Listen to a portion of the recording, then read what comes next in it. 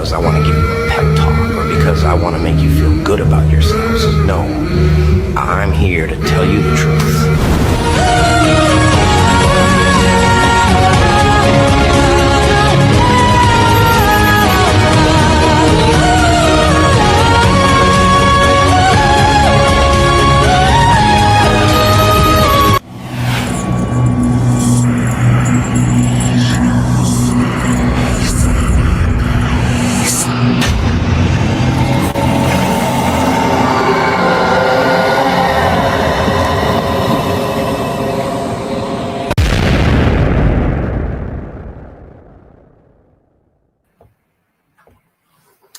Hey, welcome everybody. I'm in a really strange place. I'm in a library. This is not my normal situation, but I'm out of town and I rushed into a local library to pull off the live that I had scheduled. Thanks for joining me today. I don't have my glasses on either, so hopefully I can read all my text in here, but welcome. As you probably have seen from the thumbnail, if you watched the thumbnail, Bethany isn't going to destroy any case because this case isn't going to happen, unfortunately, it looks like. We're talking about Bryan Kohberger and the alleged killer of the Idaho 4. I guess you can almost say not alleged killer anymore, since Bryan Kohberger is expected to do a plea deal now where he's going to plead guilty. So I guess you can take off the alleged killer because he's going to confess, or so they say. I do believe there's no reason to believe that's not going to happen. The court appearance is set for 10 o'clock my time or 11 o'clock local time. So 10 a.m. Pacific Standard Time, I think, is the time that they're having all parties notified to be there. So there's no reason to believe that that plea deal isn't going to happen.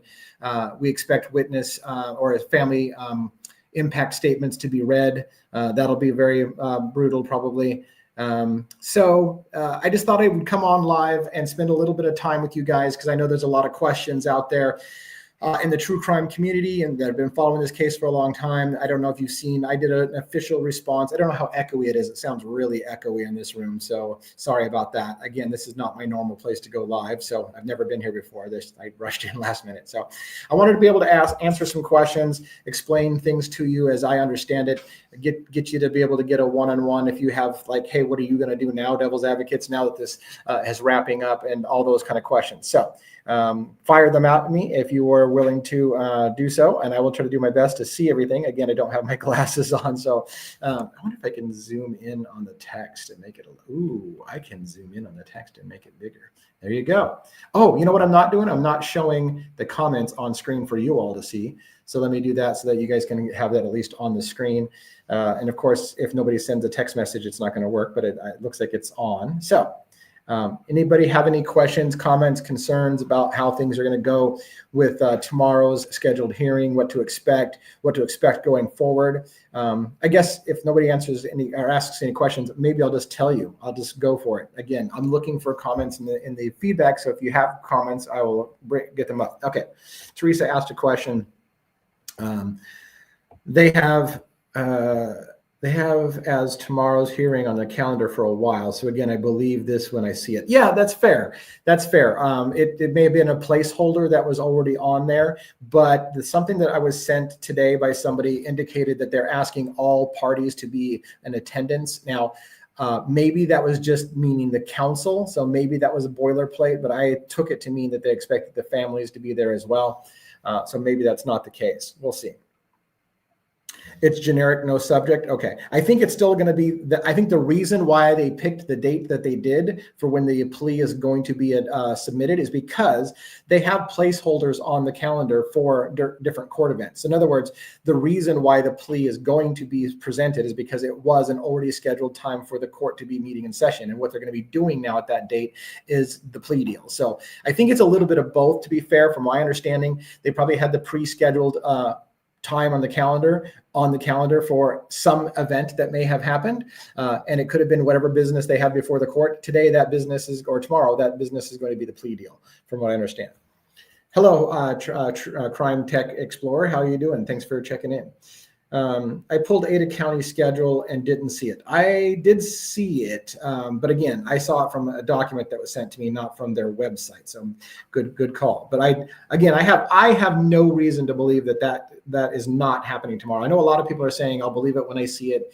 I know Pavarotti did a video where he really highlighted how many times they said, allegedly, this has been a deal that's been offered, and allegedly both parties have agreed to it. And yes, that's standard boiler language so that the news agencies that are reporting on it don't get in trouble by saying it's going to happen, and then maybe the last minute thing happens and it's not going to happen. But I do believe there's no reason to believe it's not going to happen. If he did this, he didn't do it alone. I can't see that. So I 100% agree with you that if Bryan Kohberger is involved in the murders, that it was not a complete 100% solo act. I agree with you. And because of the way this is going down with the plea deal, we may never, unfortunately, know what really happened. That's almost certain that we will never know what really happened. So that's unfortunate because, again, I do think that Kohberger's deal is in part, personally, I think Kohberger's deal is in part because he knows there's no way in hell he's going to get a fair trial. His attorneys have probably pointed out to him, look, the deck is stacked. His attorneys recently had been arguing that nobody will talk to them. The defense has had a hard time finding people who have exculpatory evidence to come forward, meaning that, and let me explain that a little bit for you. So the defense believes that there are people out there that know what really happened, and that if they were just effing tell their story, that it would clear things up. But no one will talk to them. Everyone is content to let Bryan Kohberger go down for this because obviously the people who want to talk about it are probably protecting people and or need to be protected themselves. So nobody will talk to the defense, which leaves the defense with absolutely no avenues. It's accept the death penalty and fight it with nobody willing to talk to us. Nobody's going to come forward. Even if they know that somebody else didn't, everybody's happy with getting the easy solution, which is a resolution that everybody can feel better about themselves and go to bed at night. So that's just the way that's going to go. And I would imagine that at some point his attorneys advised to him that it's better to take the deal because no one's going to come forward and help them. Somebody says here, once the deal goes through, will all the case information become unsealed and redacted, or will that take time or ever? No, just because the case has been pled, you will never likely, unfortunately, you will never likely see the evidence. Never. The only way that can happen usually would be, I remember back in the day, again, because I'm old and I should quit dating myself all the time with this, but when O.J. Simpson, his trial was over, a couple of the attorneys like Chris Darden came out and did their own book saying, here's all the stuff you didn't know happened. And so if an attorney like Ann Taylor or maybe Bill Thompson or anybody involved with this case whatsoever who was on the inside wants to come by and do a book and say, here's all the things you didn't know, they could do that. But it'll be hearsay. It'll be them telling you what you didn't see. Just like the recent O.J. Simpson special on Netflix had a whole bunch of information telling us things that the jury didn't ever hear that they all knew about. And it was some shocking information. But that took, what, 20, 30 years for us to hear some of the information that law enforcement and everyone knew from day one, but the jury was never allowed to hear it. That's the same kind of case here. We will never hear what the state's case really was, which allows everybody to go and be shitty to their to people who are in true crime, saying, if you guys had seen the evidence, you would know he was guilty, but you refused to admit it. We'll never know. We'll never get to see that information. Us in the true crime community that were supporting the presumption of innocence until proven guilty and think that there were people with better motives, we'll never be able to point and say there were people with better motives because, again, we'll never see it. So it'll be a fight that just cannot be won. It'll be people pissing all over each other and being shitty to each other because of what they believe personally. And all that has happened, in my opinion, is we've had another court case, another high-profile court case in which there's no transparency, and everyone is just going to be left to make up their own opinions because we can't see the evidence for ourselves. Now, unfortunately, a lot of times in trials in America, even what you see in the courtroom isn't probably what happened. What you see in the courtroom is what was allowed into the courtroom. It's usually not the entire story even then. But now, in this case, we really are going to have no idea what happened. Now, what's going to be left for the people in the true crime community is how far do they want to go down that rabbit hole of continuing to chase the leads and try to prove or convince people against their own wishes that somebody else probably had better motive. It'll be the room of in the realm of speculation for decades to come. And then what will happen potentially is 20 years from now, somebody will come forward on their deathbed or something like that and say, by the way, I'm the one that did it that night. And you know what? So somebody who's freaking 90 will be like, I knew it all along.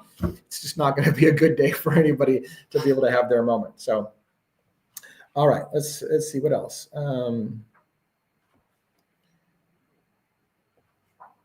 Again, without my glasses on, it's kind of hard to see. For me, who was 50-50 on the innocence or guiltness, never getting to hear everything play out in court after years of interest is the biggest disappointment. No shit. Again, I tried to say this from day one, and I'm getting my teeth kicked in by people in the comments who think somehow that I'm having a shitty day, that my life is over, and I should be weeping in the corner because I didn't win. I wasn't on trial. I didn't have a dog in this fight. If Bryan Kohberger was guilty, I said from day one, if he's guilty, then he should suffer the consequences. The problem is, and this is the part that I think many people are missing, is, and this is the number one asinine comment I see in my comments, and I won't address it to anybody in particular, but it's the number one asinine comment, which is, I told you he was guilty. Nobody pleads guilty unless they're guilty. No, nobody would do that. And I'm sorry that you feel that way. The court systems are absolutely full of people who are wrongfully convicted, who confessed to things that they didn't do. There's entire shows, there's entire series, I think on Netflix, about false confessions, people who confessed to things that they didn't do because pressure was put on saying, if you don't confess, it's going to be far worse for you. We'll put you to death. We're going to do this. We're going to do that. And so people will confess to things that they didn't do in order to take off the pressure, or they'll accept a plea deal of like, look, if you just admit this, then we'll give you this. And those kind of things happen all the time. So if you live in a world, and if you want to live in a world in which you believe no one confesses to something that they didn't do, and therefore this is proof he was guilty and I should go pack sand and whatever, that's fine. That's great that you live in that world. But I don't live in that world. I understand that people have false confessions all the time. And I'm not saying that, again, let me be clear. I'm not saying Bryan Kohberger isn't guilty. And if he confesses, that it is what it is. So I'm going to accept that. What I'm saying is that to those who say that proves everything in the state's case because he admits to it, that is not true. It was very, very, very clear to me that that was a rigged trial. He was never going to get a fair trial. Hitler was never going to allow a fair trial. He called the leading expert on cell phone advanced typing records a conspiracy theorist. It was apparent what this judge felt about that. And his attorneys knew that that's what the judge felt about it. They were never going to get a fair trial.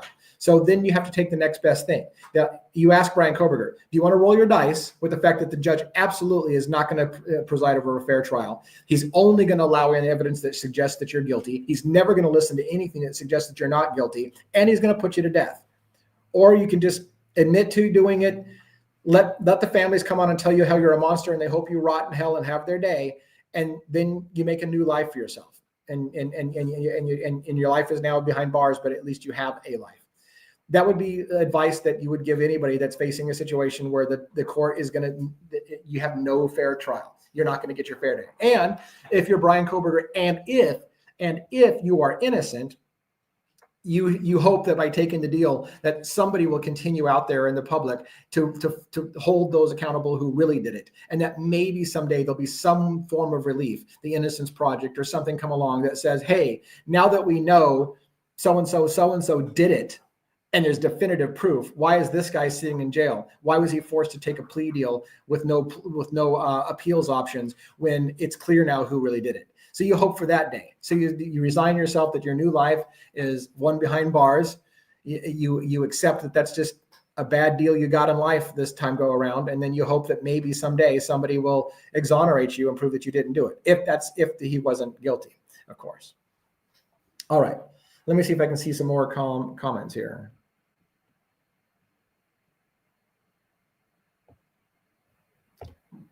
So the law says it's the end of the line. I thought he was innocent, but he is guilty and strung everybody along for 3 years.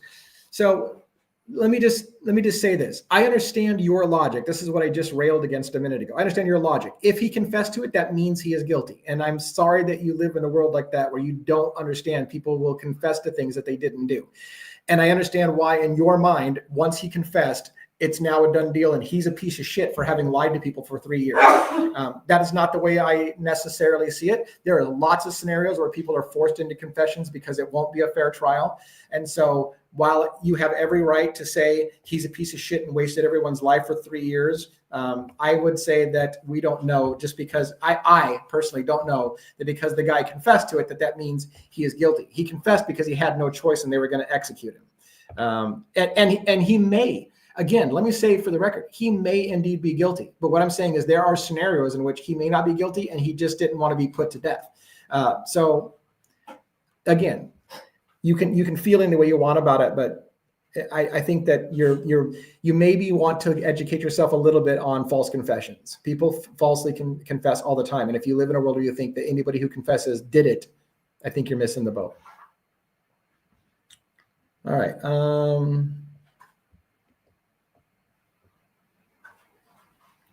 Yeah, like somebody says here, so sad all the trolls out there who never read the documents or watched the hearings and don't even know about the other guy's DNA, etc. Right. That's just it. I mean, to be fair, a lot of people in America like the easy answer. They don't want to get into the case. They certainly don't want to suggest that anything that they've been told is wrong. And so they make a quick judgment. They were told this guy's guilty 3 years ago. Why did it take so long? You guys are all pieces of shit and go get yourself another job. Without spending a minute questioning the official story or going and looking at the documents themselves or watching what was being fought over in the court system and seeing the prejudicial manner in which the judge was handling the case or the way that law enforcement was manipulating the data. And so if you want to sit in your ivory tower saying everyone else is a piece of shit and you wasted my time for 3 years because I made up my mind 3 years ago when media told me he was guilty, I was done with this case, then that's fine. You can do that, but it's not the world I live in. Of all the cases taken on by the Innocence Project so far, about 43% of clients were proven innocent, 42 were confirmed guilty. That's witchy. I don't know that your statistics are right or wrong, but if that's the case, what would that say? That 43% of the people who were taken up by the Innocence Project were proven to have not been guilty? That's a huge thing. But again, there are people who live in the world. If you confess to something, you are guilty, period. End of story. Now, granted, not everybody in the Innocence Project confessed. Some people were just convicted. A lot of them have confessed under false pretenses or taking a deal that they had to because they're forced to do it. We strong arm people in this situation, threaten them with the most horrible things, and then tell them if they take a deal, they can have the lesser of two evils. And a lot of people will pick the lesser of two evils. All right, let me see if I can continue to read through some comments. I see myself 20 years from now sitting on the couch and seeing a preview for a documentary that finally tells the whole story.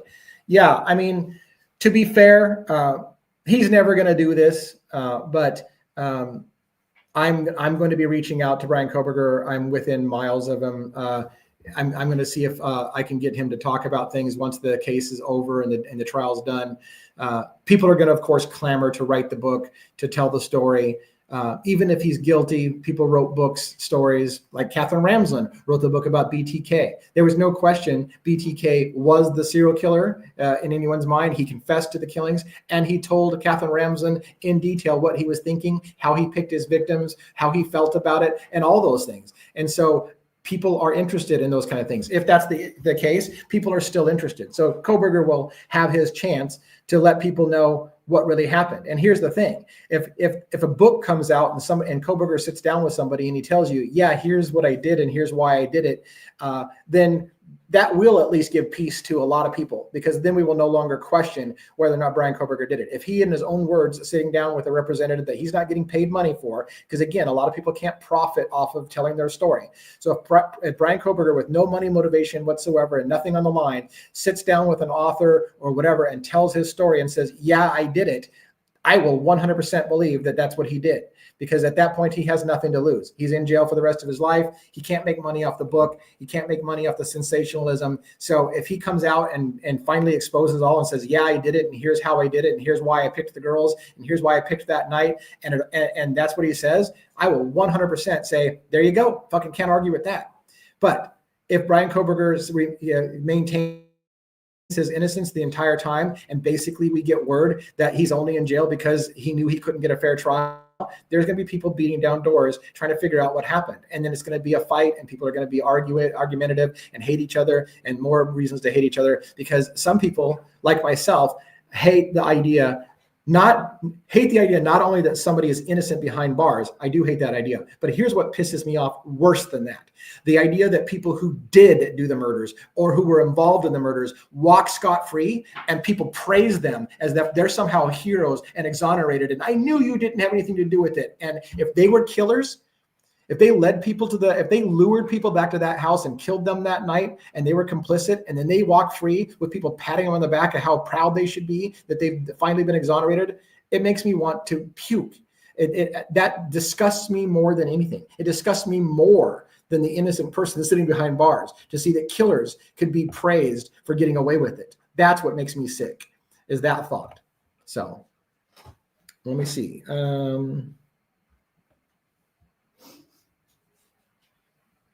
I'm looking at my time because I only have this room for so long.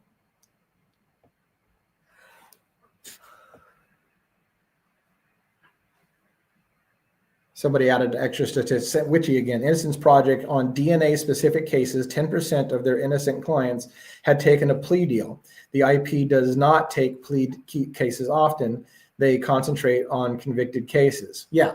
So Witchy, sounds like Witchy, you're all over the Innocence Project and have a lot of statistics. So I'm beginning to think you probably know your stuff on there. And yeah, when they've got DNA evidence on you, it sounds like it's a locked case. People take a plea deal because they say, well, it's DNA. You can't argue with the DNA. So they take the plea deal. But as you would say, if your statistics are right, 10% of those cases come back to be not true, even with DNA evidence.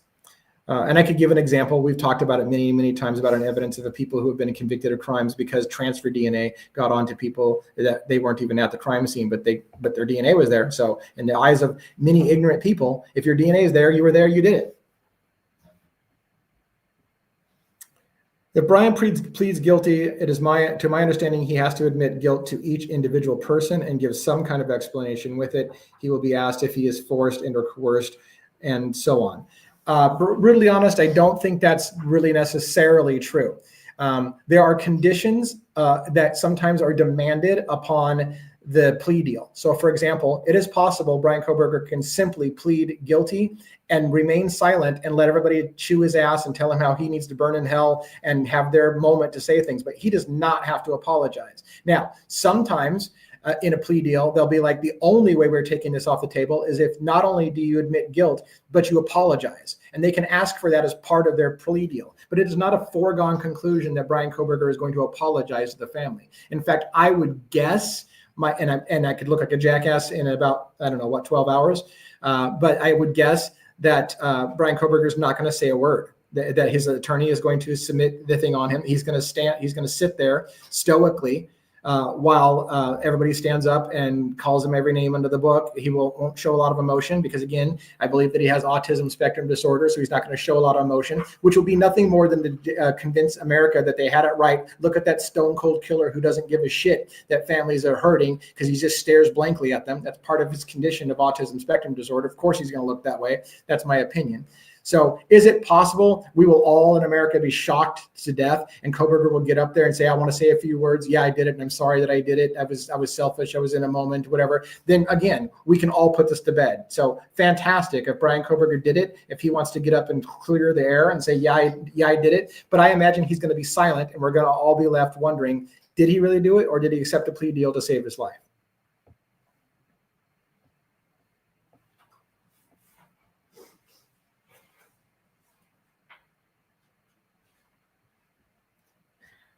Then all the stuff surrounding Molly. She slipped up in the cop car, then Jimmy wearing mask and wielding a K-bar on his Facebook page, and another masked man dated prior to the crime. Yeah, I mean, like I said, there are going to be questions that are never going to end in this case. Never. Unless Kohberger himself tells us, yeah, I did it, and here's why I did it, and here's how I did it. If that happens, everybody will probably be able to move on, right? But if he maintains his silence, if it becomes clear that he only took the deal because it was the only option he had on the table, those questions will never die.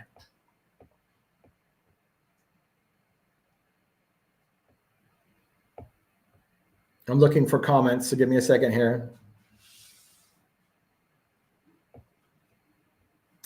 Suddenly, that 8-hour delay in not releasing the 911 call at the beginning, it just goes away. What?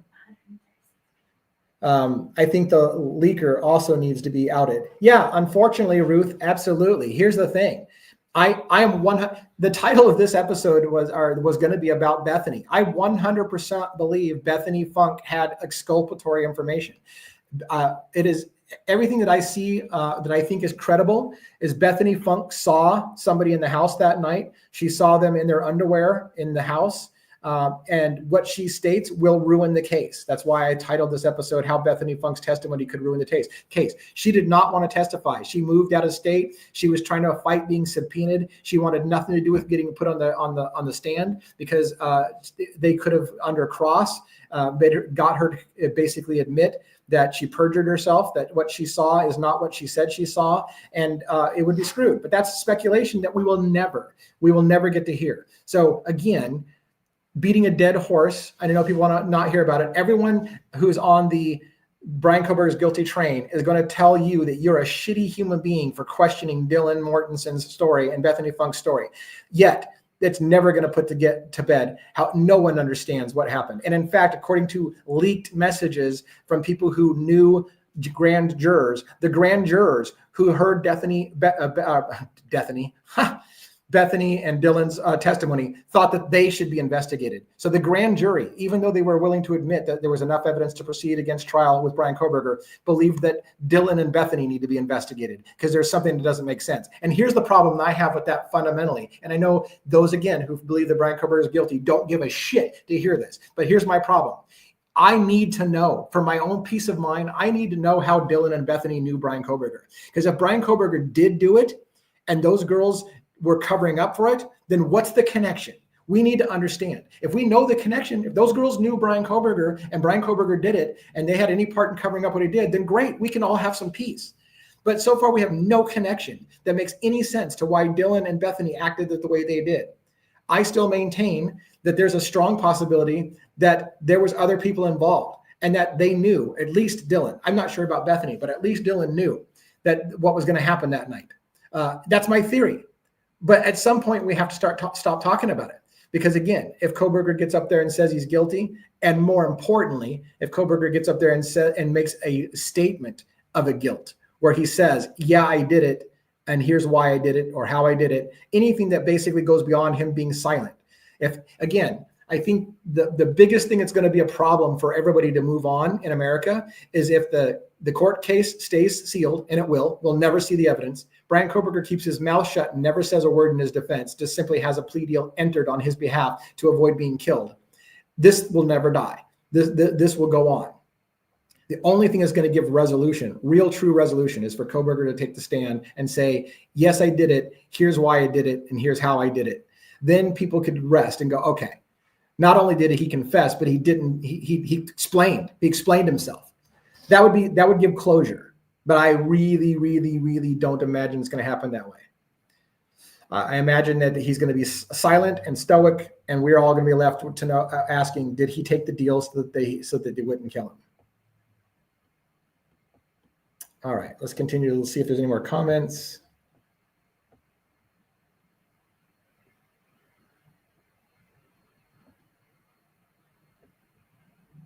Okay, I'm just looking through some more. You mentioned the cleanup crew. I know. I almost commented on that, but I decided not to.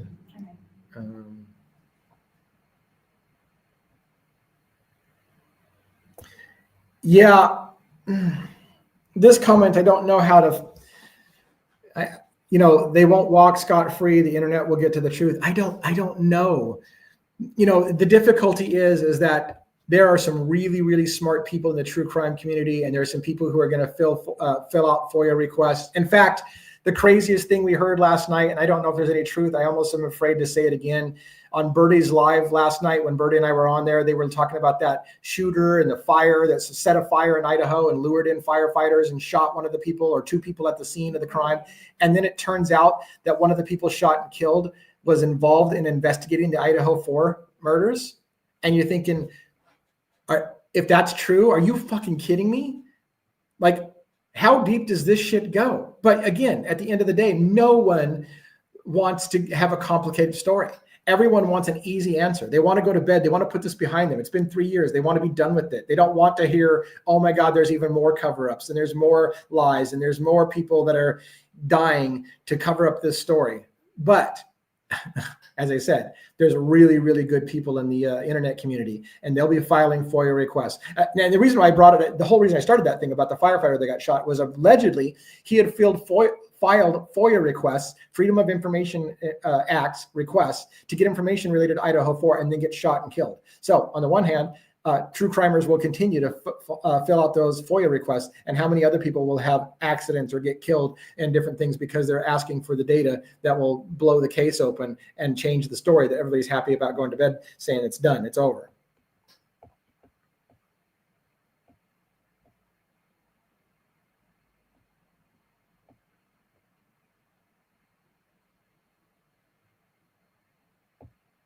Yeah, so this Mallory's comment. I used to tell friends, I hope it's him, but I'm just not 100% convinced due to the holes and inconsistencies through the whole case. I want to reiterate that. I totally 100% understand your logic. At the end of the day, I too hope that that's what really happened so that we can have peace, so that the families can have peace, that the right guy get put away. I still feel Steve Gonzalez still believes that there's more than one person involved. I think Steve Gonzalez was expecting in some ways, and this is my gut.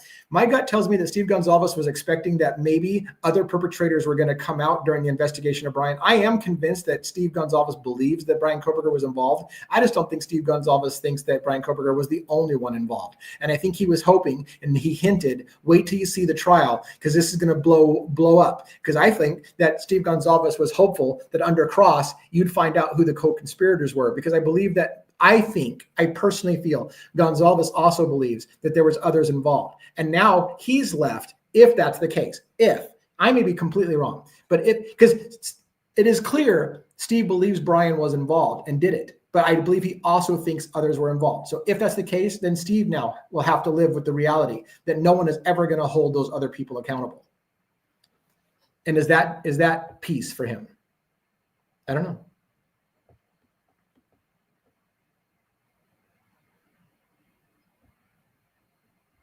Somebody said they were listening to my Silence of the Lambs thing. Thank you so much for my spooky stories. It's funny. I released the Silence of the Lambs thing about an hour or so before they announced that Bryan Kohberger was taking a plea deal. Well, that ruined that video. But it's still a plausible theory. It's in my opinion, it's still a plausible theory. The problem is that you get into that really sketchy area of. Now what people are going to say is they're going to say definitively, and this is where I have to be careful as a content creator, because I will continue to follow leads. I will continue to cover the stories. This is not the only case that I'm following. So I'm not going away. By the way, for all you haters out there who keep telling me, thank God he'll have to go find another way to make a living, go F yourself. No, I'm not going anywhere. I'm going to be around. So I'm sorry about that. But by the same token, it's one of those things that I want some closure. I want to be able to put this to bed as well. And I'm going to keep asking questions. So it is what it is. But where I was going with that, by the way, is I forgot. The whole point I was going to make is if I continue to ask questions when people in America believe that it's done, it's over, then they're going to continue to then beat the hell out of me that I am accusing innocent people. Because again, in their logic, the guilty party has already been put away. He's already admitted to it. Therefore, everyone else is innocent, and you're just dragging innocent people's names through the mud. And that becomes the challenging part of continuing to go down the rabbit hole.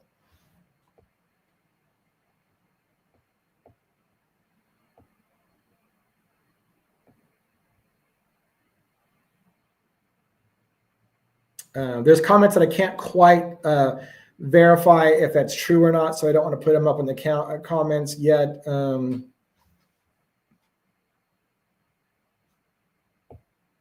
Let's see. I don't have to read this where I can pull it up. So if he's truly guilty, now admits to it, and tomorrow pleads guilty, fully competent on his own accord, then that's fine with me. Then he deserves life in jail, in my opinion. Hard to argue any different. Right. At the end of, again, the only way that you get closure, in my opinion, on that is for not only for his attorney to submit a plea of guilt on his behalf, but for him to say a few words on his own.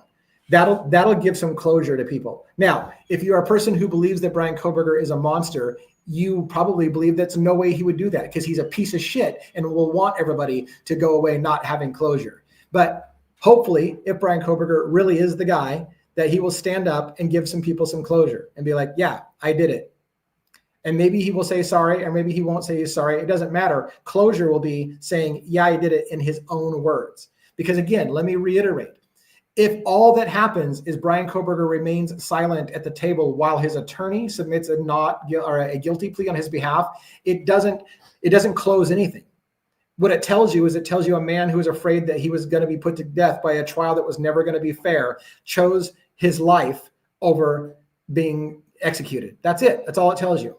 The only closure you're going to get is if Kohberger takes the stand and tells people, whether he tells the family directly or he just says a statement, not looking anyone in the eye. I don't give a shit how it's done. But if he takes the stand and admits to what he did with his own words, we'll have some closure. But silently sitting there while he takes a plea deal because he doesn't want to be executed is going to leave more questions. Have you heard that he's signed? No, I haven't heard that he's signed, but let me tell you how I think this works for those who are uncertain. It would have not, in my opinion, from what I understand, it would have not got to the point where there's an announcement to the public that both sides have agreed if Bryan Kohberger wasn't already in on the deal. So his attorney would have asked Bryan Kohberger or even advised him, look, you're not going to get a fair trial. You're going to get executed. We can't get anybody to speak on your behalf. All of the people who can give you any kind of alibi whatsoever aren't coming forward and not talking to us. You have no chance realistically. But if you accept the plea, then at least you won't get executed and at least you can have some kind of life. It may not be the life you wanted, but you have some kind of life.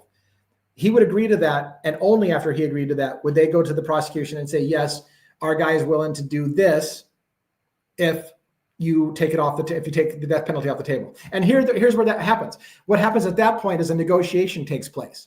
The prosecution decides, is it good enough for us that Bryan Kohberger is going to accept a plea deal, or do we need him to look the families in the eye and tell them, I'm sorry I killed your daughter?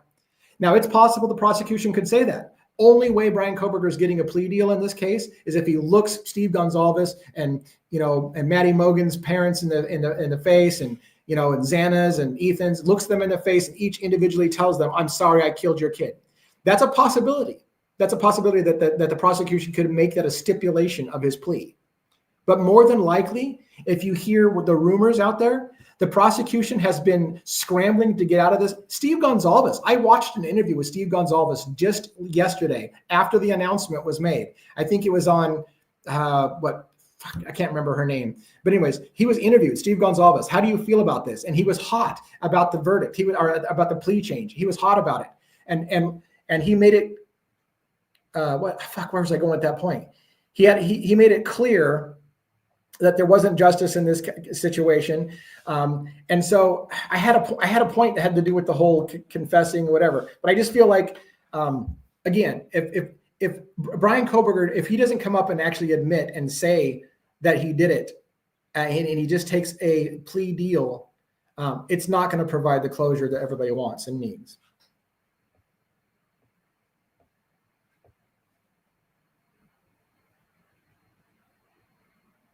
Right. And so this is what I was trying to go on. Generally, he'll probably have to admit it in open court, not necessarily apologize, but admit it to the offense or offenses. Yeah. Even to the extent of his testimony saying, did you do this? And him saying yes. So again, I think personally, from what I understand, and it's too bad I don't have my attorney friend with me, those things are all stipulated as an agreement, right? So the prosecution can say, it's good enough that he pleads guilty and he can sit there quietly if he wants. That's something they can choose. And generally that's agreed with the family. They'll tell the family, look, we've got a plea offer on the table. He's going to accept it, but he's not going to stand up and apologize to you. Are you okay with that? That would be something the families generally would be asked. Are you okay with Bryan Kohberger just admitting guilt and going to prison for the rest of his life, but he will not get up there and say he's sorry. That's been agreed to by his attorney. He will not get up and tell you that he's sorry. You cannot compel Bryan Kohberger to apologize for anything.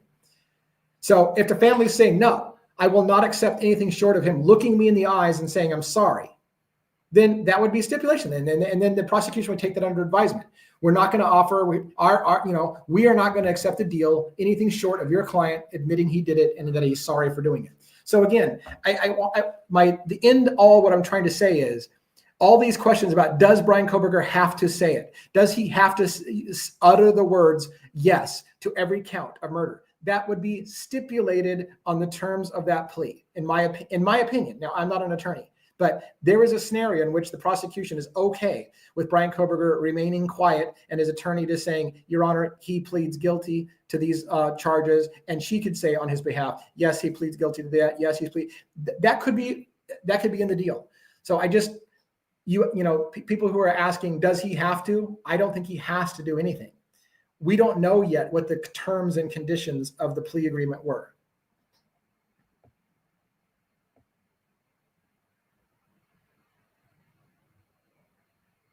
All right, I only have a few minutes left, so I'm just trying to catch last-minute questions. In fact, I'm way behind on questions, and I didn't realize we have 216 people in here in the room. Somebody asked if you ever heard back from the waitress mom. I did not hear back from the waitress mom or the waitress, and I purposely do not want to bug her ever again. I told her on my last message that I wasn't going to keep blowing up her phone. She was kind enough to give me her personal phone number, and I said, look, I'm not going to be the guy that keeps bugging you all day and make you have to block me. So I'm not going to reach out to you again.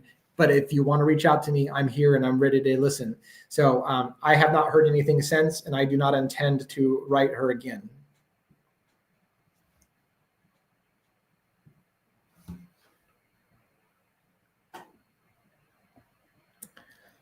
All right, everybody, I'm going to give us, I've scrolled up through all the chat. I'm really super sorry that I didn't catch all these comments. My moderators and I haven't quite figured out how to pin comments. I'm using a streaming software that streams to YouTube, and so I don't even know if they pin a comment, how I would see a pinned comment. We're working out the details for future. I'm not used to having this big a room by myself, so I may have to get some extra moderator help.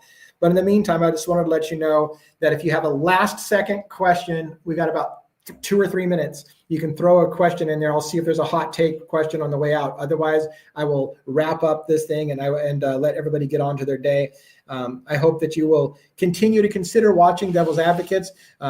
Like, subscribe, follow if you're not doing so already. There's lots and lots still left. This case may be far from over. Let's see what happens tomorrow. Again, if Bryan Kohberger comes out tomorrow and makes an announcement in his own words, I'll do another coverage about that and we'll talk about it. And that may put the end to that story.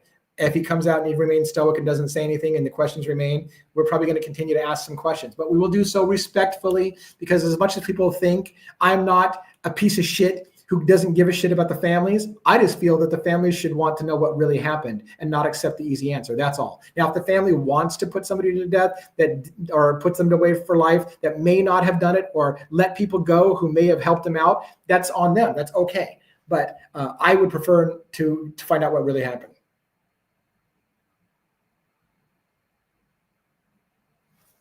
All right, everybody. I think that's good for today. Thank you for tolerating my echoey sound from the library of a nearby town, because we had some errands to run today. But I wanted to I know that everybody's chomping at the bit to find out more. I know that the trial coverage is tomorrow. I just made this decision right now on the fly. I likely will go live following the plea deal. So when that plea deal hearing is over, I will probably go live to give my impressions of it if you are so inclined. I realize that most of you have a million content providers that are covering this case, and I am low on that list, and I'm okay with that. But I will likely, for those who want to hear my take, I will likely do it. And it'll be recorded so you can watch it on replay. Yeah? Someone asked if it would be televised. More than likely, it's going to be televised. Yes, more than likely, it's going to be televised. It'll be, well, not.